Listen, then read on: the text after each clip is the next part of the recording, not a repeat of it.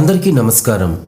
ఈరోజు మనం పోతన భాగవతము సప్తమ స్కంధములో ఉన్న ప్రహ్లాద చరిత్రము నుండి కొన్ని పద్యాలు వాటి భావాలు తెలుసుకుందాం. ఈ ప్రహ్లాద చరిత్రను నారదుడు ధర్మరాజుకి అలాగే సుఖమహర్షి పరీక్షిత్తుకి చెప్పడం జరుగుతుంది. మరి ఆలస్యం లేకుండా పద్యాలు ప్రారంభించుకుందాం. ఎప్పుడూ హరినామస్మరణ చేస్తున్న తన కొడుకు ప్రహ్లాదుడిని చదివించాలనే ఉద్దేశంతో రాక్షసరాజు హిరణ్యకశిపుడు కొడుకుతో ఈ విధంగా అంటున్నాడు.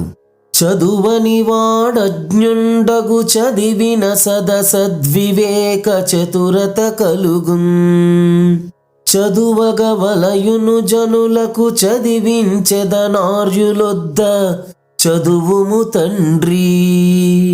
నాయనా, చదువుకోనివాడు అజ్ఞానిలాగా ఉండిపోతాడు. చదువుకుంటే మంచి చెడు తెలుస్తుంది, వివేకం కలుగుతుంది. మనిషి అనేవాడు తప్పకుండా చదువుకోవాలి. కాబట్టి నిన్ను మంచి గురువుల దగ్గర చదివిస్తాను, చక్కగా చదువుకో నాయనా అని హిరణ్యకశిపుడు ప్రహ్లాదుడితో అంటాడు. తర్వాత హిరణ్యకశిపుడు రాక్షసలోక పురోహితుడు గురువు అయినటువంటి శుక్రాచార్యుని కొడుకులు చండామార్కులకు తన కొడుకును చదివించమని అప్పగించాడు. ప్రహ్లాదుడు గురుభక్తితో వాళ్ళు చెప్పింది ఎలా వినేవాడో, ఎలా చదువుకునేవాడో చెప్పేటువంటి పద్యం చూడండి. ఏ పగిది వారు చెప్పిన నా పగిదిం చదువుగాని అట్టిట్టని ఆక్షేపింపడు తానన్నియు రూపించిన మిథ్యలని నిరూఢమనీషన్. ప్రహ్లాదుడు వాళ్ళు చెప్పినవి అన్నీ చక్కగా తాను విచారించి అనిత్యాలని తెలుసుకున్నవాడు అయినా వాళ్ళు చెప్పినట్లు విని చదివేవాడు తప్ప అలా కాదు అని తప్పు పట్టేవాడు కాదు. గురువులకు ఎదురు చెప్పి ఆక్షేపించేవాడు కాదు.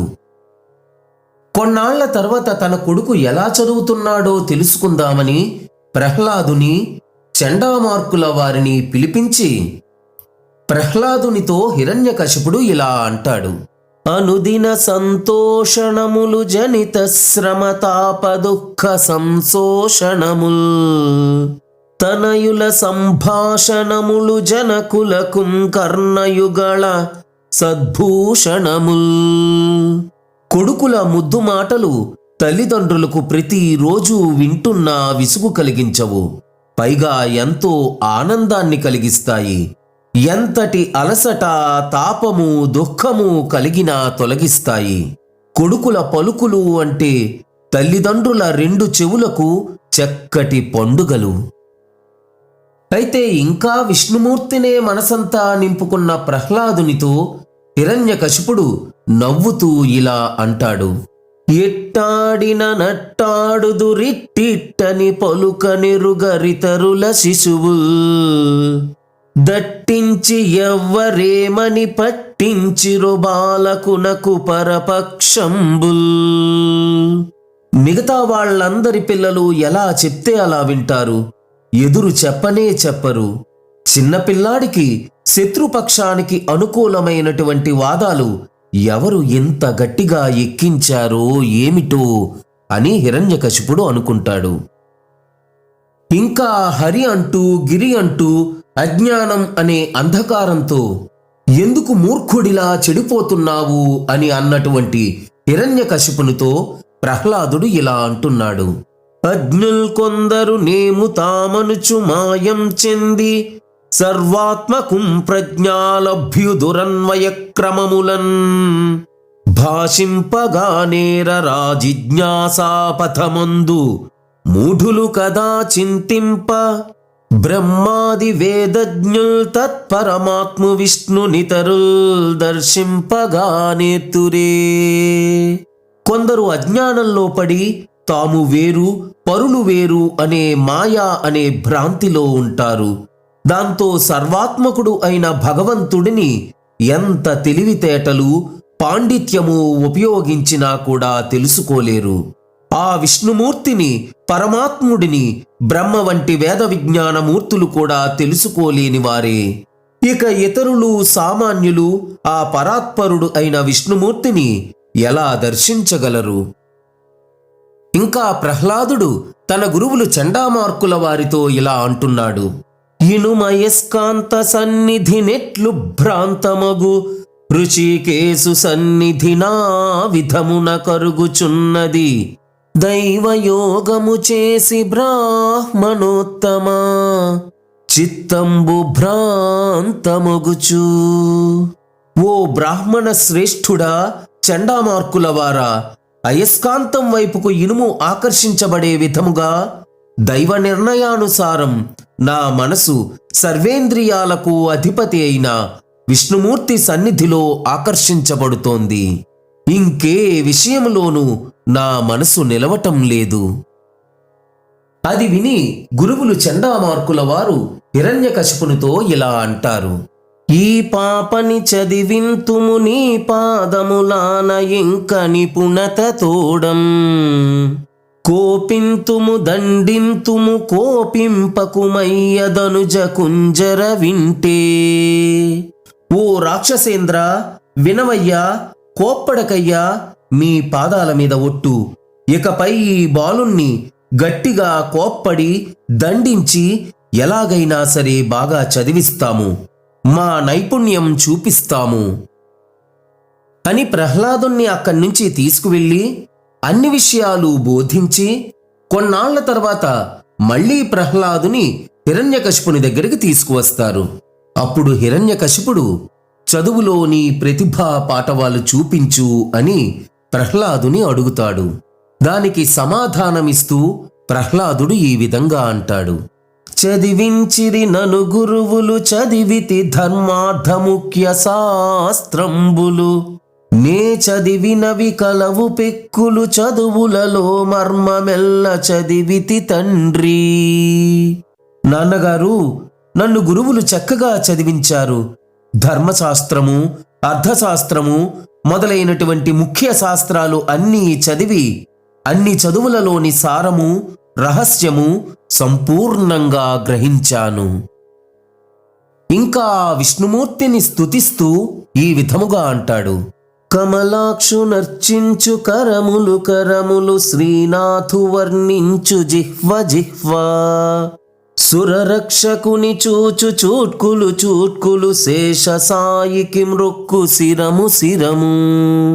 విష్ణునా కర్ణించు వీణులు వీణులు మధువైరిత విలిన మనము మనము.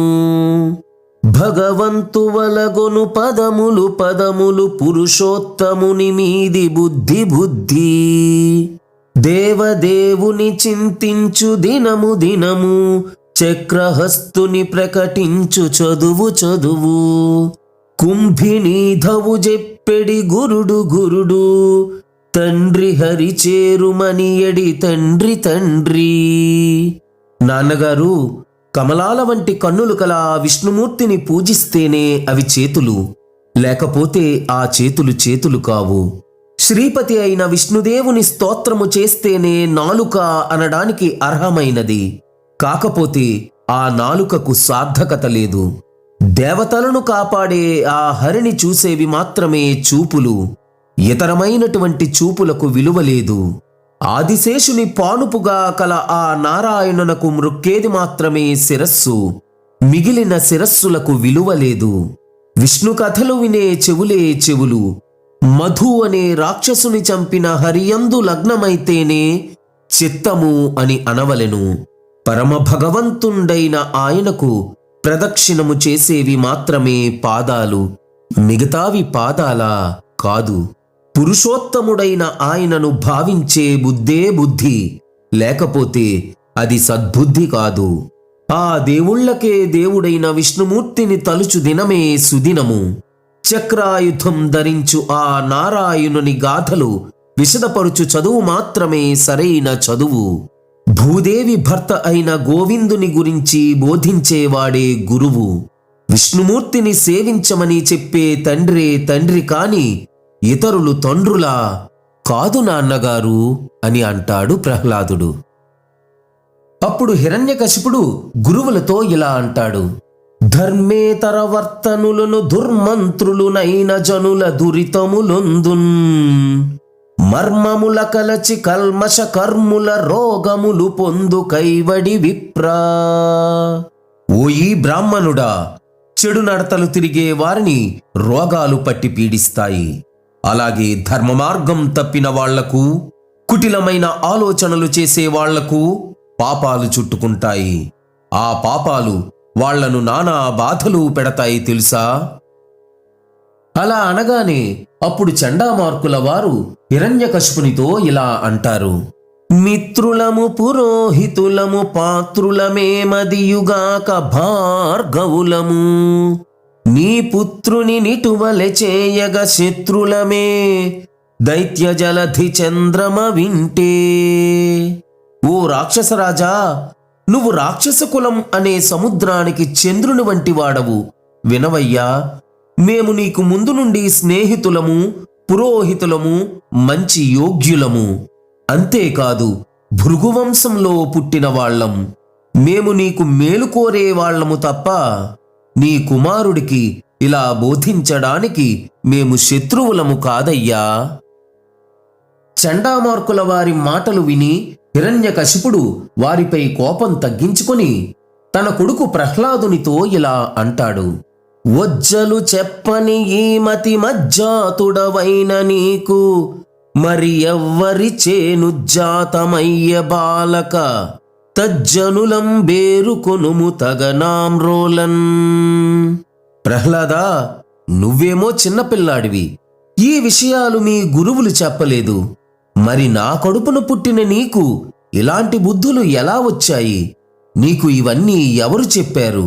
వాళ్ళెవరో నాకు చెప్పు అని హిరణ్యకశిపుడు ప్రహ్లాదుణ్ణి అడిగాడు. అప్పుడు ప్రహ్లాదుడు హరిభక్తి ఒక్కటే జీవితాన్ని తరింపచేస్తుంది అని అనేసరికి కోపంతో హిరణ్యకశిపుడు తన రాక్షస భటులతో ప్రహ్లాదుని వధించమని ఆదేశిస్తూ ఇలా అంటాడు: హంతవ్యుడు రక్షింపను మంతవ్యుడుగాడు యముని మందిరమునకున్ గంతవ్యుడు వధమునకు పరంతవ్యుండనక చంపిరండి పడుచున్.